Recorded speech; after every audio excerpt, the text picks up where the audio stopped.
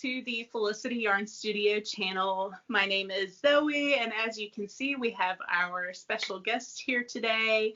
Hey, everybody. This is Naomi, my sister. She's the Yarn Curator, and we are back with a little kind of joint, we call these symposiums? I don't know. On how we buy yarn, how we choose the yarns for the projects that we knit, whether you're on or off of a budget. Yes. If you want to find us on social media, I will put both of our information up here on the screen and down in the description box as well. And that's where you can find links and show notes and all of that good stuff for what we might be talking about today.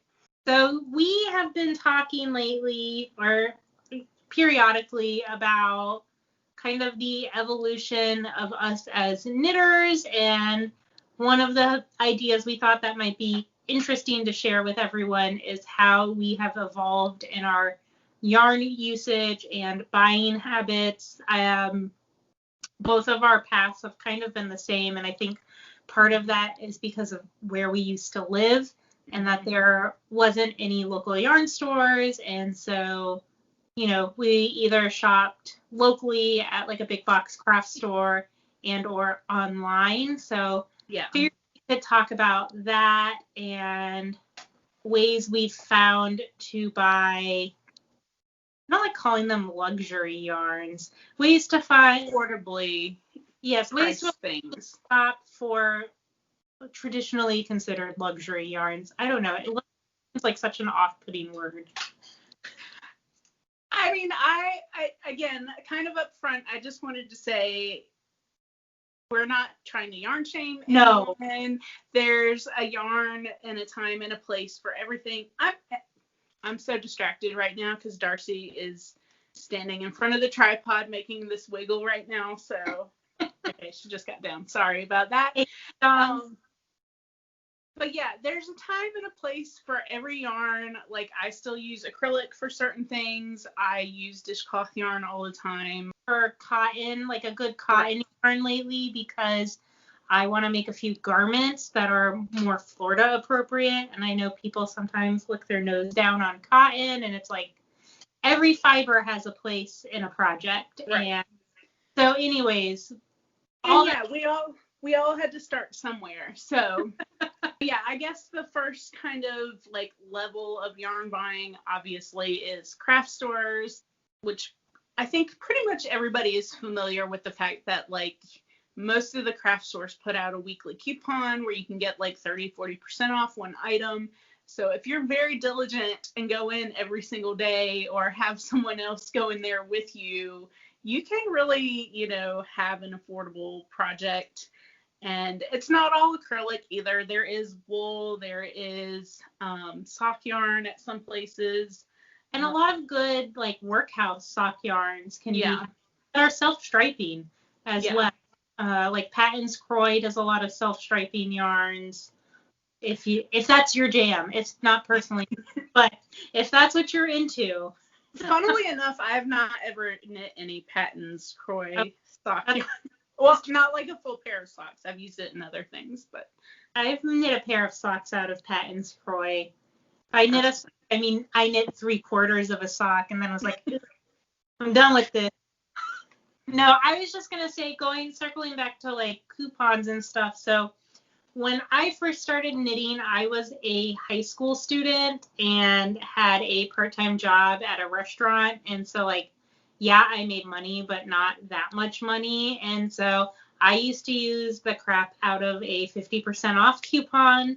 Mm-hmm. And I used to use it primarily to buy books to get patterns to make like amigurumi and things along those lines, in addition to the yarn. And so I think that there's been times where I've done 2 transactions and used the same coupon twice, like in a row, the same cashier. You got to find the right cashier. Yes. But that's another good point that like if you want to buy tools like crochet hooks or a set of knitting needles or even just, one set of knitting needles at a time, that's a really good use of your coupon. And I do think in the like 10, 15 years since we started knitting, I do think the big craft stores have been listening to knitters and kind of watching the kind of market and are trying to cater to some of the more expensive tastes. Or you know what I mean? Like, they're paying attention to the trends. Like I've noticed some of those stores have like the gradient cakes, which are on trend right now. I've noticed some of the yarns there look like they mimic some of the speckling hand painted type look. Yeah, that effect from a yarn, as opposed to like, I feel like when you and I first started knitting, it was a lot of solid. Or tweeds was like the only kind of interesting effects. But anyway, so yeah, that's craft store yarn. And again, I think later we'll get into like thinking about what yarn am I going to buy for this particular project and why would I want to buy that yarn. So again, craft stores, you may want an acrylic or you may want, you know, something not expensive if you're making like a dog blanket or a cat couch that I still want to make. Or like I know they have some 100% wool blends there that aren't for felting. And I was going to say, I remember at one point I wanted to make like a knitted bag that you intentionally felt. And so they're great yarns for things along those lines. Right. And I know you made one of your first sweaters was out of like Lion Brand wool something. It was a cotton blend, but it was a nice, it was Fisher wool. Oh, the owl sweater, yes. Yeah. The first one that I made that was actually a fail that we didn't talk about on our fail video was that poncho where I like Mobiused it. I didn't realize till I was pretty much done with it. I think it would have been too small anyway. So once you and I got a little older, got a little more into our careers. Established, yes. Once I graduated to working at Olive Garden and got better tips, I could afford to then shop at Knit Picks, which Knit Picks and Barocco, you know, Malabrico. Yeah, yarns along those vein. I don't know. I don't like words right now that I'm choosing. Pricing structure, maybe. Yes, yarns in that price range are great. Also great workhorse yarns. I feel like you get a little bit more in terms of color variety, interesting fiber blends, and you know it's still going to be a nice sturdy yarn that you're going to get a great project out of. Yeah. And the nice thing about those yarns is since they are more mass produced is that you can often, like say you run out of yarn while you're working on a project, if you need an extra skein, it's pretty easy to find one of those. Even if they're not the same dye lot, they're generally produced pretty evenly, so that there's probably not going to be as big of a difference than, say, if you're trying to match a hand-dyed skein of yarn. Yeah. Yeah, and let me see. I'm just glancing at my notes. You're good. I mean, I used to be a dedicated Knit Pick shopper for like me too 5 or 6 years because that was truly like putting in like a $50 Knit Picks order was splurging for me at that time. But I mean, you could probably get 2 or 3 sweaters quantities, or you know, a decent amount of yarn for that much money. And again, even now though, $50 now is still a lot of money to drop our 1 or 2 things. I've considered Knit Picks recently, since I like to knit so many things with mohair right now, or an affordable mohair option because it looks nice. I don't know. I think across the board, the mohair silk blend is pretty universal. Like, yeah. Granted, I don't know, I dye yarn, but I don't have like the industry insider information. But from Knit Picks, I think then the next kind of avenue that you and I started exploring was shopping people's destashes on Ravelry mainly, but then we discovered all these groups on Facebook. And not only did we start shopping there, but you and I both started destashing some of our yarn as well. And around the same time, I think we also discovered Wool Watcher on Jimmy Bean's Wool. Well, I discovered Wool Watcher a little before I discovered Ravelry. That's true. The Facebook group. But yes, so for those of you who do not know, Jimmy Bean's Wool is a large, ginormous yarn shop based out of Reno, Nevada. And I describe it as like a revolving flash sale. Like, yes. So they have this section of their website called Wool Watcher, and either every hour they put up a lot of yarn at a discounted price, or until that lot sells out and then the next one in the queue goes forward.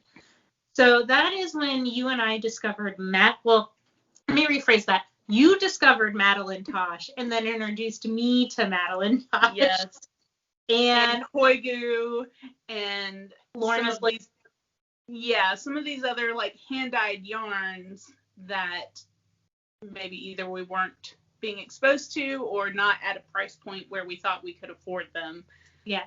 And I remember, at that time, I was not comfortable spending $15 on a skein of yarn and thinking like, this is absolutely crazy. What are you thinking right now? That is an hour's worth of work. That is what I get paid for 1 hour's worth of work. And that was towards the end of graduate school. It wasn't even while I was at school. And you know what I mean? And thinking like, that is such a crazy value, to spend. And then multiply it by 4 if you want a sweater or something. At this time, I was probably mainly knitting shawls and occasionally some socks. This is also when I like graduated from just like crocheting granny squares or like not really making things, like just, I don't know how to describe it. I would say because it was similarly for me, I didn't feel like I was intentionally approaching projects. I would buy yarn and then I would maybe search Ravelry for a pattern that would work with whatever yardage I had and I like what I was looking at. I didn't feel like I was like a knitter with a capital K yet. It was something I would do to relax, either for school. It wasn't like, I don't know, like the full-blown obsession it is now. Yeah. You know what I mean. But I made a lot of dishcloths during that time. I remember making like a little iPod pouch thing back when people used iPods. I remember I made a lot of like cat toys and things like that. I made hats. That's what I used to make a lot. Yeah. Or that the headband thing? Yeah, clapetus or whatever it was called. No, clapetus was the shawl. Calimetry or something. Yeah. I actually have mine in the other room that I found when I was unpacking a box of stuff. Anyways, yeah, I feel like I didn't approach projects nearly the way I approach them now. And so that was another tough thing about buying these yarns is, well, it was twofold. One, I didn't know what the heck I was going to make with them or have any idea of what I was going to make with them. And then the other, I didn't feel like where the level of proficiency I was at as a knitter was up to par with, justifying it. Yeah. I had just bought this extravagant yarn and that I could do it justice. And I do think that's something that you have to kind of work through as like graduating from like a beginner to intermediate is just use the good yarn. Like you're going to be a lot happier with your project in the end. You're going to enjoy working with it. Like to me, no yarn is too sacred to knit with. I know some people really like treasure and covet their yarns. But I feel like that was a big kind of jump in my knitting was when I allowed myself to, okay, I'm just going to use this $20 skein of yarn. once I got over that mental hurdle is also part of when I like fell headlong into the craft. Right. It was like, oh, okay. I can use this yarn. I can make something that I like. I can make something that I'm proud to wear out in public. Right. And, you know. That looks like it could have been professionally made or, you know, bought in a store and not like as like handmade looking, which again, I'm not trying to sound snobbish or like yarn shame anyone. So anyways, to come back full circle, you discovered Wool Watcher, and that was kind of the gateway drug into purchasing some of the more hand-dyed yarns at an affordable price. I mean, sometimes they're up to 50, 60. I've even seen it as much as 70% off. Granted, that's really around Black Friday weekend, but or if they only have one or two of something left, they'll really heavily discount it. And if we're enabling people out there, they have like an account set up on Twitter, and it tweets every time a new cycle of yarn goes up. And literally, that's the only account I follow on Twitter and get notifications for.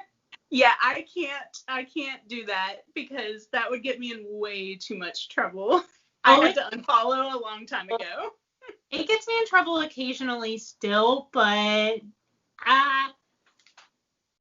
what can I say? Yeah. I like a good So Wool Watcher popped onto our radar, and at this time also is kind of when I started like visiting more local yarn shops when we would go on vacation, kind of exploring that more, because again, at this time I was still living back east where there was no local yarn shop. It was just a couple of craft stores, but I think you were in Colorado and kind of you had a lot more access to local yarn shops. And now I know this, some of this isn't. What? I said I had access, but no money still. Well, true. I know this isn't going to be universal across the board, but there's almost always a sale bin at a local yarn shop. Yes. And I've been known to shop from those before. Yes. A lot of them do loyalty punch cards, which granted means you have to spend X number of dollars there, but you don't have to fill it up in one go. I was going to say, and a lot of those cards don't expire in terms of loyalty points. So if you're just filling it over the course of a year or two, no big deal. I mean, a lot of them run sales and things, you know, you're supporting a local business, the money stays in your local economy. So that's kind of a thing that I know I value, and I'm sure you do too, is supporting local businesses regardless of if they're a yarn shop or something else. So yeah, absolutely. I was also going to say, like, I know when we all got together in March for that festival, a lot of those stores had, you know, loyalty cards, and if you have a knitting buddy, I mean, let them load up on your card as well. A lot of stores we went to were okay with that because you're happy as the customer and they're still getting a sale as well. So and let's be real here, the like free $10 that you get after you spend $200 is just a hook to bring you back in. Yes. But again, you can treat yourself occasionally. And I know one thing that I started doing around this time was requesting gift cards for my birthday. Again, I realize not everybody has that luxury, or, you know, maybe you're not going to get $100 gift card, but maybe you get like a quarter of the money that you need to knit a nice sweater or something like that.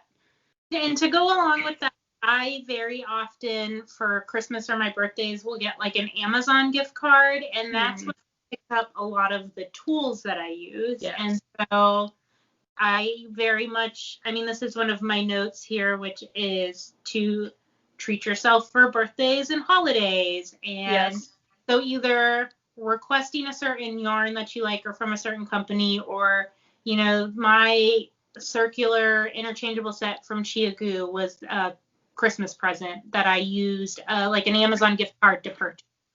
And that I was gonna say, we haven't really gotten into the Destash groups as a whole lot. No. We'll get to those in a minute.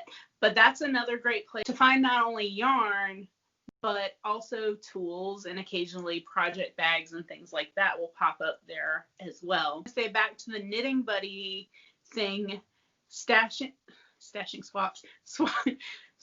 stashes or like leftover partial skeins, you know, if you're both comfortable doing that, is always an option as well. Yeah, we're lucky in that our Knitting Buddy is our sibling, but you and I have traded skeins many times. We have a verbal barter in place at the moment. Yes. And, you know, that's another thing is just, this is not really a tip to help anyone, but like I know when I go to a store, I sometimes see things that I'm like, oh, I know Zoe will like that, and I'll just pick it up for you, or vice versa. So get yourself a good knitting buddy. And and like, I know some people are very into keeping tabs and keeping things even. Thankfully, neither one of us are like that, and we kind of feel like it all works out in the end. We look out for each other. Anyways, that's all to say. So I think these two things kind of happened in tandem. Is you and I discovered Wool Watcher, and then we had a metric ton of yarn that we had no clue what to do with. And this was the point where I had just moved and packed it all up and moved it across the state. And I had just packed all of mine and moved it across the country. Yes. And so that happened, and then that is around the time that we decided to go to EYF, and we both went, oh, well, we can fund a significant portion of our trip by selling our yarn. I think at one point I was like, I wonder which one of us has more dollar amount worth of yarn in our stash after we both moved, and we both tallied it up, and we're like, this is a trip to Europe. Yeah, it was a lot of yarn. Yeah. And I have to say, doing that exercise in general was really eye-opening into money that I would just kind of frivolously spend here or there. And after doing that, and after, we'll get to the Destash groups here in a minute, folks, but after doing that exercise and then selling a lot of yarn that I had purchased, it really makes me now think twice before I buy. And it also has reinforced the need for me personally to shop in person, because there's a lot that I've purchased online that I get and I'm like, God, that looks nothing like the photo online, or I thought it was going to be more vibrant, or I thought it was going to be more toned down, and it's like, this doesn't look like the yarn I purchased. Or it doesn't, I mean, I've never really had yarn that doesn't feel good, but occasionally you'll get a yarn and you're like, meh, it just doesn't do it for me in person. So we both kind of took an inventory, destashed a bunch of yarn. So if you're not familiar, these groups on Facebook, most of them are pretty open, like you just can join. A lot of them you may have to answer a question or two to verify you're a real person. Yeah. But people will list yarn that they're destashing, and generally they are below retail. I know when I sell yarn, I always include the price of shipping or the cost of shipping in that price, so there's no extra charge. Like if you see a skein for $15, that's it. Most of them encourage you to use PayPal, and I would do the same. Always invoice whatever you're selling, or ask for an invoice if you're buying. That way you have the buyer-seller protection through PayPal. I only use PayPal. I'm not really interested in using kind of the cash transfer apps or anything like that. I call me old school, but PayPal has never done me wrong. I've never, knock on wood, I've yet to have a bad transaction for them. And I do attribute that to buying goods and services Yes. on there because you, like you said, you as the seller and or buyer are both protected. Yes. So, and again, the cost of that is like a 2 or 3% fee or something. Yeah. So, okay, if you're selling, you kind of want to consider that into whatever listing price you're putting in there. And, you're going to lose that 3% and whatever it costs to ship. Now, my tips as far as like shipping, if you are destashing yarn, send first class. You're still going to get, don't quote me on this, I think you still get a certain level of insurance through the postal service that way. $50? I think so. And if you sell through PayPal, you can buy your shipping directly from the transaction, and it's at a slightly discounted rate than if you go into the post office. The caveat there is you have to have a printer at home to print your label. I print my labels and I put tape over them, and that like packing tape. And it's super easy and convenient. What else? If you're really thrifty, and I feel like this is our grandmother coming out in me, whenever I like buy yarn or receive a package, I always save the packaging from packages I received, and I just tape them back shut and I reuse them. So I don't even buy shipping labels half the time because. Well, and I have another kind of, I won't call it an advantage, but I sell yarn from my house anyway, so I already have a lot of the shipping materials. I do ship in bags that you can reuse a second time also, so that's kind of a nice little extra. Anyway, so yeah, and when I sell on there, I try to list as much information as possible, like yardage, weight, has this yarn been used at all? Some of it has been yarn that I've knit with and then frogged and recaked up. How has it been stored? Do you have pets in your home? Make sure it's a smoke-free home. I think the more information that you provide to people and you take really good, well-lit photos that are going to be an accurate representation of what you're selling, you can really move some yarn. Yes. And buy a plane ticket. Yeah, my tip was destash to restash. That happened also. So yeah, for us it was an opportunity to get rid of yarn. But I mean, let's be honest, the point of the trip that we funded was to go buy more yarn, just in person. It was also to have a really nice experience, but the festival was the impetus for the trip. Pretty much, yeah. But anyways, so the opposite side of that, of being able to have your yarn make some money for you, is, as Zoe mentioned, you can find some really great deals on yarn. I know I have found like some MCN, some merino cashmere nylon blends for as like little as like $15 on some of these groups. Yeah. And if you're a little bit savvier on Ravelry, I feel like not everyone might not realize this, you can search other people's stashes, and people can list your stash for sale on Ravelry. Yes. It's a separate tab you have to mark it as. It's really simple once you get in there and see it.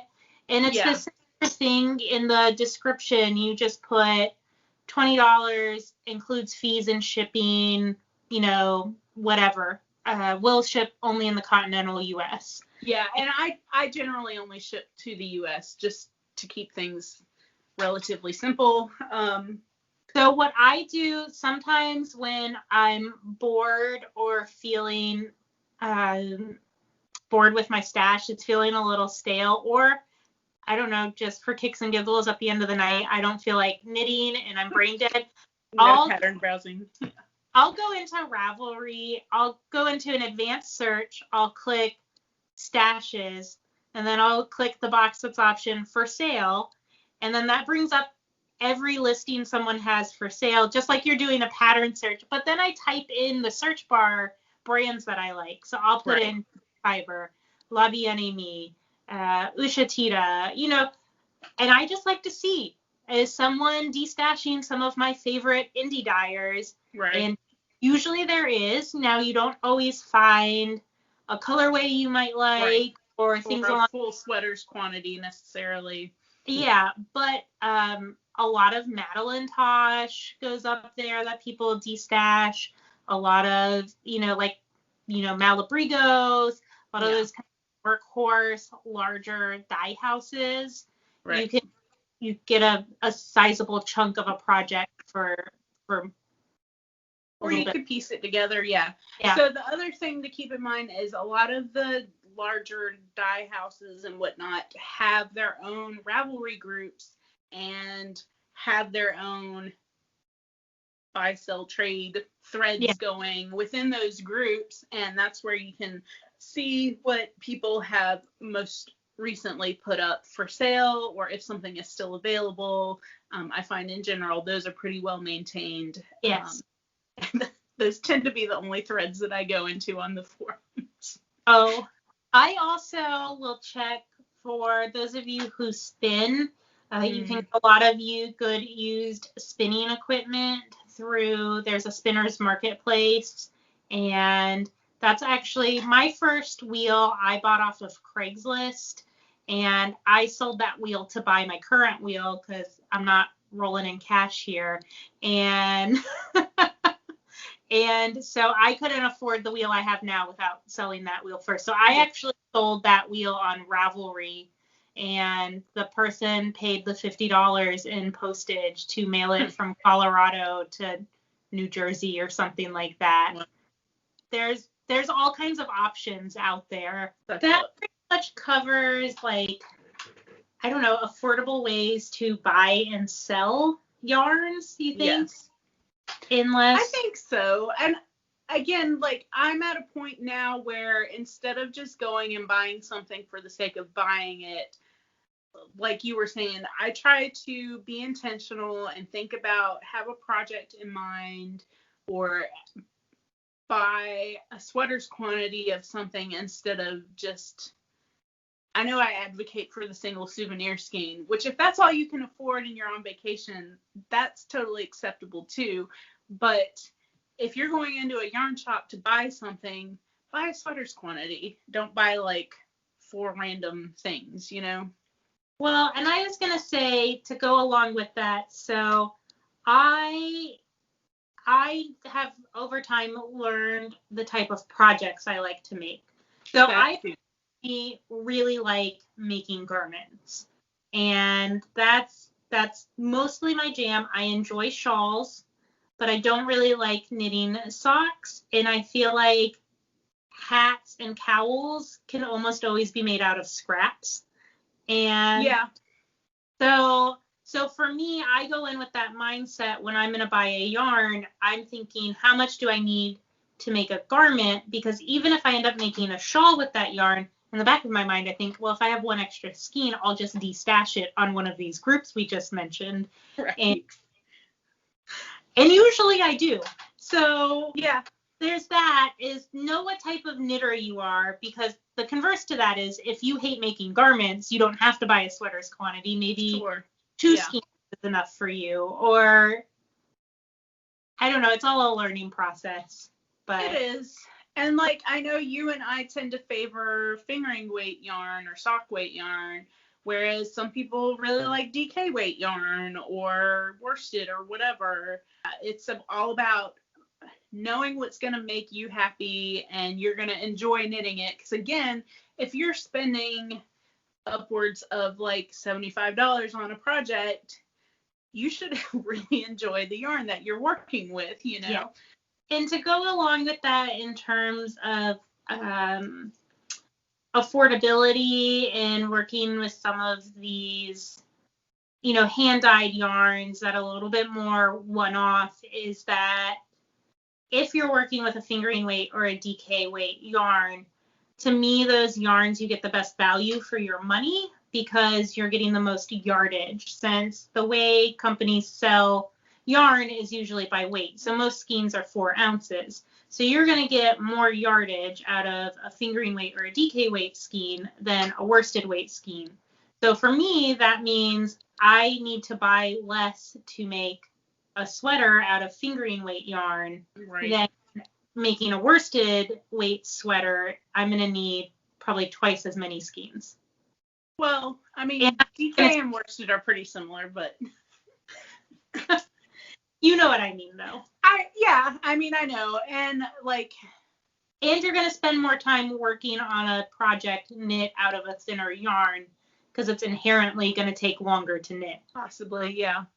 It depends on what needle size you're using and what kind of fabric you're going for. I'm just playing devil's advocate over here. Well, I'm not going to knit a worsted weight sweater on US size 4 needles. Well, no, you're not. Trust me, I tried with my Tsubaki. Is that what you were doing? That's what I got gauge on, because it's written for sport weight yarn. Girl, you're crazy. Whatever. I am repurposing my yarn. That's another thing. If you don't like yarn in the project, frog that shit. Frog it. Sorry for the profanity, but but I have no shame. I knit a shawl I used to do a subscription service, and I knit a shawl out of 4 skeins of indie dyed yarn, and I hated the shape. I hated wearing it. I thought the yarn was gorgeous, but I absolutely did not like the shawl, and I frogged it. And there's another time that I knit with Brooklyn Tweed, and I don't know what it is with me and Brooklyn Tweed, but it took at least 3 patterns for me to make a hat that I really was happy with and enjoyed knitting in the end. So yeah, I'm not afraid to frog things either. So. No, I have a sweater's quantity of Shibui linen yarn that in the brand is not cheap, and it has been sitting on the needles for like 2.5 years now. I'm never going to finish this garment, but I really want to make a linen garment, and so I just need to frog it and start over with a new. But am I going to do that? We'll see. When you get desperate enough. All of this being said about purchasing and stash, I kind of, once we went through our purge and we did our trip, we're coming up on like 1.5 years since that trip. I feel like since then, especially, we've both been really thoughtful about the yarn that we buy, and again, kind of having ideas for what we want to make before we go purchase. We both prefer now to shop at the festival setting. Or generally in person.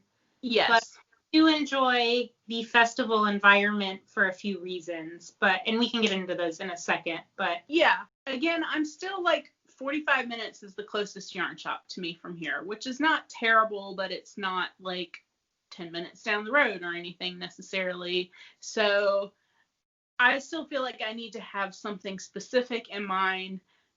The whole caveat for myself is I do dye yarn here. So generally when I want something, I'll dye it up if I want it, which is a whole nother paradox of being a yarn dyer, is having a stash and not knowing what to knit with.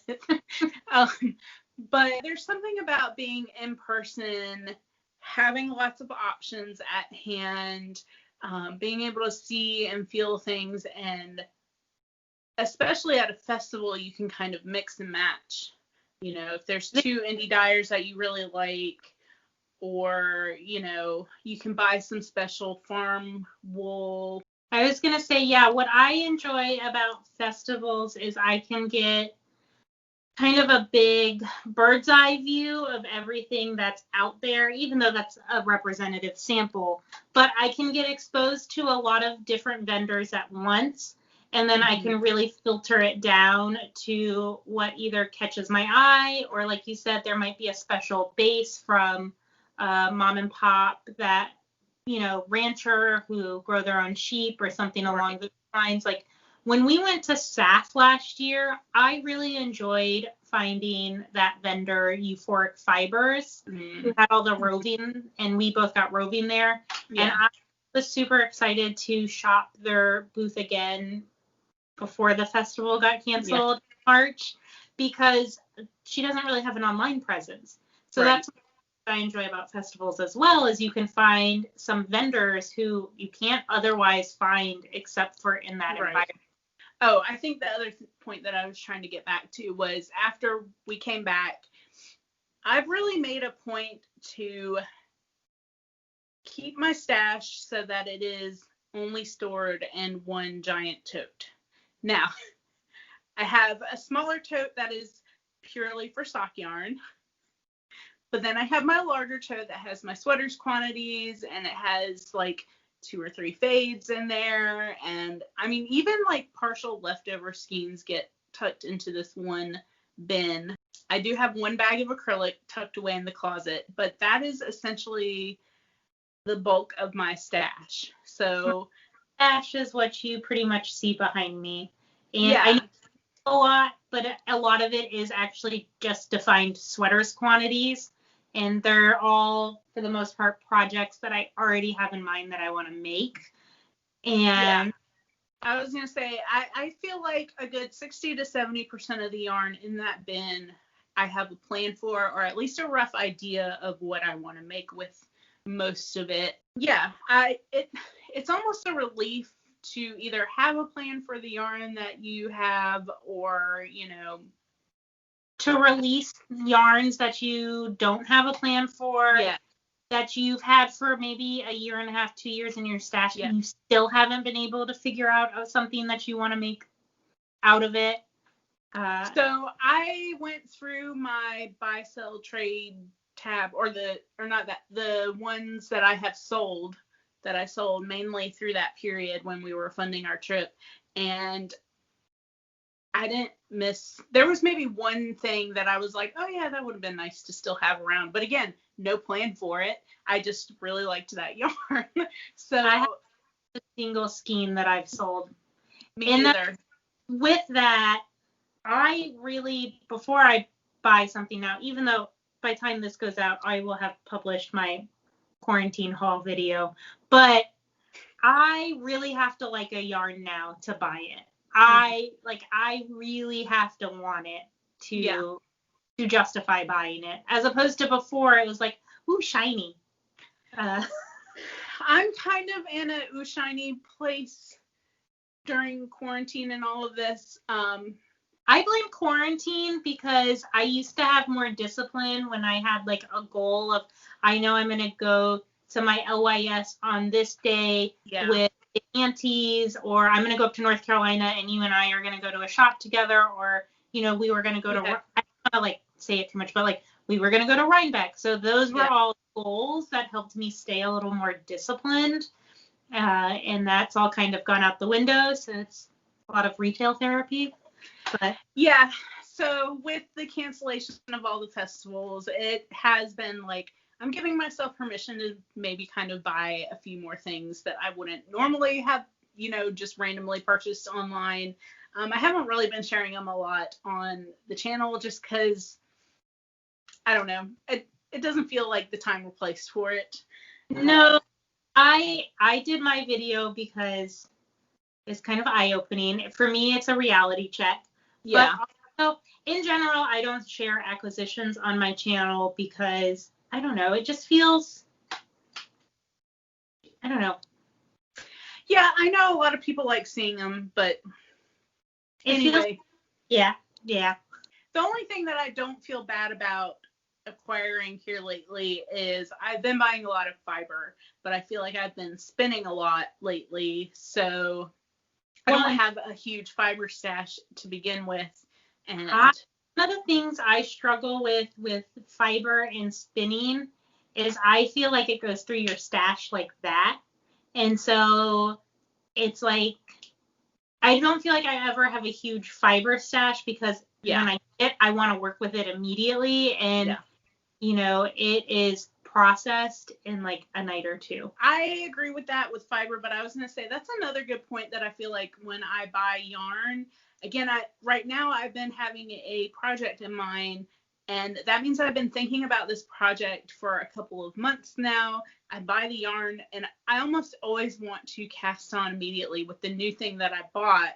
So if something gets put in my stash for 2, 3, 4, 5, 6 months, then I come back to it and I'm like, oh yeah, I forgot that was in there. Or it must not have been like love, if it's something that just gets shoved off in the stash. You know what I mean? I tend to just immediately cast on with the yarn that I really like. I was going to say, and speaking of like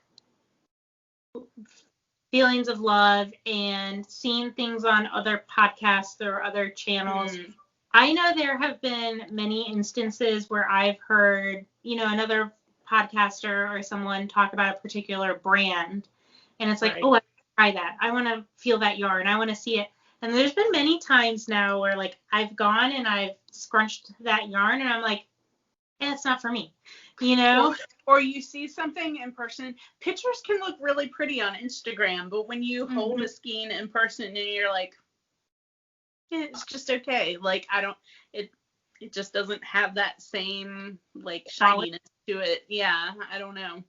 So I do think that is why I've trended towards shopping in person now.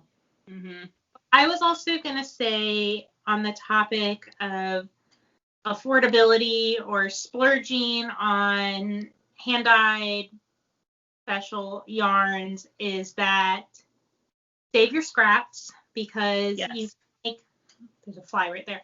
You can make a variety of things from your scraps. I just cast on the Dotted Rays by Stephen West, and I'm making it entirely out of scraps because you can put some great fades together. Because here's another thing we didn't talk about. I generally have a color palette that I really like and tend to buy a lot of. And because of that, it's a lot easier to put together some fades or coordinating color combinations. And they're things that you really like because you've already knit things out of them. Yeah. So scraps are great for stretching your value out of your yarn. And, if you're just dying to buy from a particular dyer, or you want to splurge and treat yourself, I have also tried to get into the habit of saving. And so that money is not just being instantly zapped out of my checking account. I pay myself every paycheck a small sum of money that goes into a savings account. And that account is what I stick aside for like when you and I want to take a trip together or when I want to buy yarn. And so that's my money. The rest goes to bills and all the other fun stuff of being an adult. So I have one of those yarn funds as well. Yarn/travel funds. I know I've heard other people in the community talk about like they might have their debit card every time they make a purchase, it rounds up, and whatever amount rounded up goes into a separate savings account, and you don't touch that for a few months, and you'll be surprised how much adds up in there. Is another way to kind of save and splurge. Here's the other thing that I've been thinking about. This is kind of my last final thought. I don't know if you had anything else. Sitting here looking at my 2 tubs of yarn. You guys, I have 26 skeins of sock yarn dedicated solely for socks. I have at least 4 sweaters quantities in this tub. I know I said it last year, but I really think I want to knit from stash. I'm dyeing advent calendars, so I'm going to wind up with one that I've dyed. I've bought 2 advent calendars from other dyers. I plan on buying a sweaters quantity from Virtual Rhinebeck. So next year might legit need to be knit from stash, and again kind of have another eye-opening experience that I don't need to spend money every month on yarn. Like, I might have to unfollow a bunch of people on Instagram and just like, mute them. Don't follow them. Just keep mute the blinders on. But I really want to challenge myself to like make a major dent in my stash. I was gonna say with that, Zoe, they're not because I dislike them or anything controversial. There are a number of dyers who I have unfollowed on Instagram because the temptation to buy their yarn is too much. And I so, but not constantly scrolling by and seeing it, and then I'm not as tempted. Honestly, there's only like 1 or 2 dyers right now that I'm still kind of enamored with, because I'm not trying to toot my own horn here or anything, but I feel like I can dye pretty much anything that I want to personally knit with in the style that I like now. Pretty confident in my skills. I was going to say, and I've gotten a lot of custom orders from you over the last year now. So get yourself a team buddy and a family member who's an indie dyer. And your aunties who will sew you like 8,000 project bags. You guys, they have come through. Like every day it's a new message in the group chat, like, here's the new project bags that we sewed, which I'm super grateful for. Yes. Super cute. I can't wait to show them off on the podcast. Yes. Yeah, I made a joke in the chat the other day that I was like set on project bags for life because we got plenty of project bags coming this way. But anyway, aunties. Yeah. So here's the other thing, and I know this may not help everybody, but if you are the adventurous type, Knit Picks sells bare yarn. Yes. All it takes is a really quick Google search. If you want to, you can dye yarn with Kool-Aid. You can, one little tiny jar of dye is maybe like $3. If you're super adventurous and not really worried about things not coming out exactly as you anticipate, because fair warning, the first few times they're not going to come out the way you planned them in your head, but you're still going to wind up with something beautiful that you made. It's just another step in the process that you have your hands on. So I would say that could be an affordable option for people if they are adventurous enough to do that. For sure. I would agree with that. And if you're adventurous, consider bartering. That too. I'm not big on trades personally. I don't know. I just think it's easier to exchange money, but I know there are people who like really enjoy bartering and, I actually just joined a new Facebook group. It's fiber related, but it's a barter group in that it connects shepherds and dresses with people like me who spin. And so essentially you can negotiate the terms with that breeder to process their fiber for them, but in exchange you get a portion of the fiber as well. I haven't done it yet, and I've mostly just been lurking in it, but I mean, there's a group out there for anything and everything you can think of. And I know I said this in a past video, there will always be more yarn out there at the end of the day. Is also true. Although that is not quite true, because there is an undyed yarn shortage right now. Any of my other fellow yarn dyers will be familiar with that. But there's always more yarn. There's always another local yarn shop out there to support. There's plenty of dyers on Etsy or on Instagram. There's plenty of yarn. And if you're willing to be patient and kind of look here, there, and everywhere, you can find yarn at an affordable price. All right, guys. I think we have rambled. Yes, given you all of our worldly yarn advice. Hopefully that helps somebody out there. Yeah. I'm going to say take it with whatever that might be. I mean, hey, everybody's got different, experiences and whatnot. If you have any good tips, let us know down below, because we are always looking for a good bargain as well. Yeah, take a look at Naomi's latest stash haul. All right, guys. So don't forget to like, comment, subscribe. Go check out Naomi's channel if you haven't seen hers yet. Yeah, I think that about does it. So till next time, you guys. Bye. Happy knitting. Happy yarn buying. Not dying, buying. Or buy and die. Yes.